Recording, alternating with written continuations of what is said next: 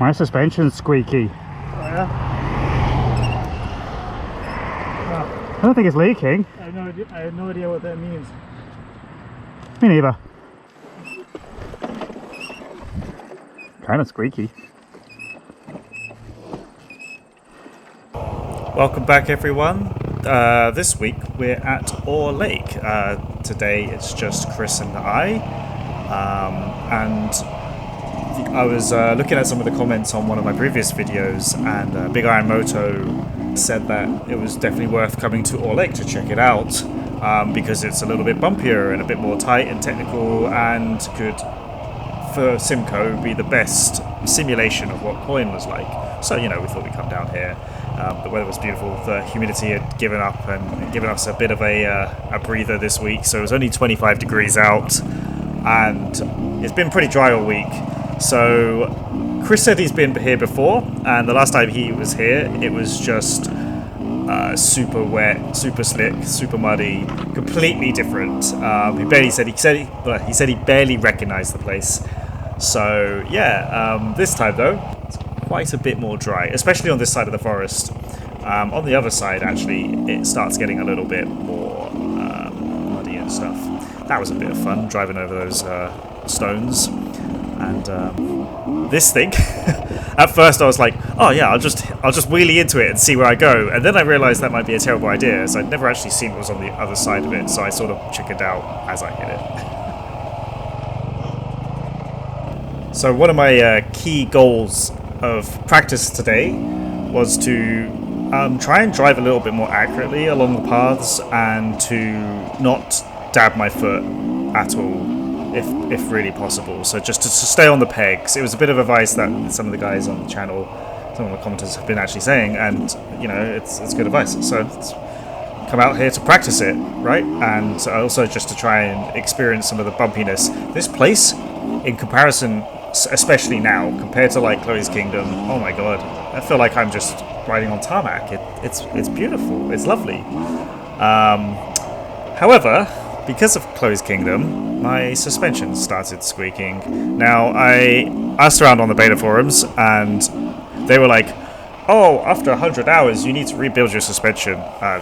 Minimum, like, you probably should do it by 50. And I'm like, well, I'm at 30, so are you sure I need to rebuild my suspension? And then obviously the people who are like, I rebuild my suspension every day.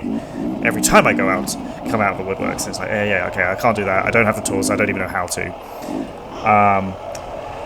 And then I got some good tips where they're just like, maybe I should just give it a bit of grease and stuff like that. And to be fair, I've never actually greased it after cleaning it on the suspension part. So actually, yeah, I'll give that a go, see if that stops the squeaking, because it was pretty damn loud. And I also gave Lang's, where I bought the bike from, a buzz just to double check, because, you know, they're suspension experts. Why would you not ask the suspension expert about suspension? And he basically said that it's rare, but like all suspension could do it. If it's not leaking, it's not really a big deal. So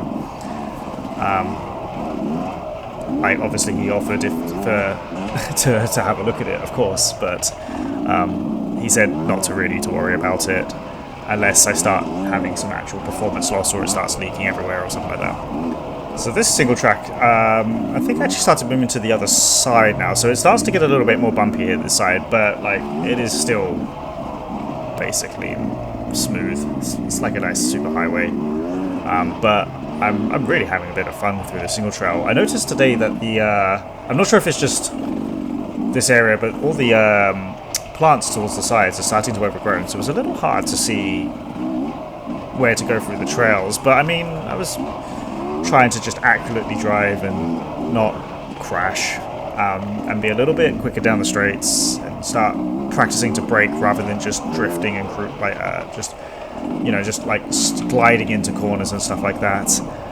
But yeah, this single trail on this side was really long and proper immense, and I tried to not just razz it away from Chris. I kept like stopping every so often, and I could hear like his engine, so I knew he was coming at some point behind, and every so often I would catch like a little glimpse of his headlight through the bushes. I didn't often see him, but you know, I could see the headlights, so I knew he was fine, so I didn't have to go back for him, which I did later on in the day. I'll talk about that later. let's just enjoy the single trail for a bit.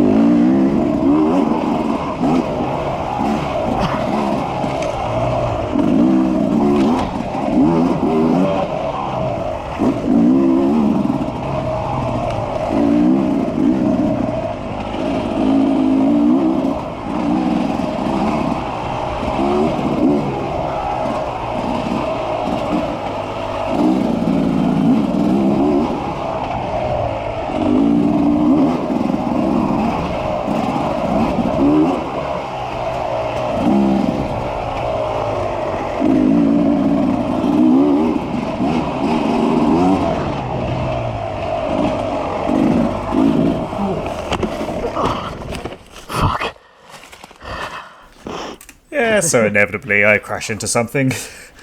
Oh well, not a bad effort for the day. I managed to make it, I don't know, probably an hour and a half before I finally hit a tree. But I guess I was trying to like push it a little bit and go a little bit quicker than I usually do. Now we're on the other side of the forest that I was talking to you about earlier today, where it was all like sandy and shit because it's all dried out. But now it's like, this is like perfect soil. There's no excuse for crashing other than just riding a little bit too quick for myself. But I've been trying to stay on the pegs. I've been standing, trying to ride in a fairly aggressive riding position. I'm trying to keep moving back and forth on the bikes to try and help the brakes and avoid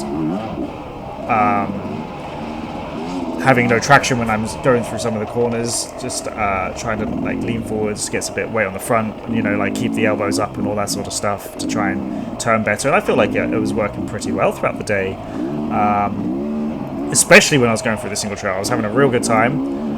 I mean, it's nice terrain, but like, you know, I'm still trying to go a little bit quick, and I still make silly mistakes. Get good. Stop crashing. Yeah, stop crashing. So I know I need to also work on riding slower and balancing and stuff like that, and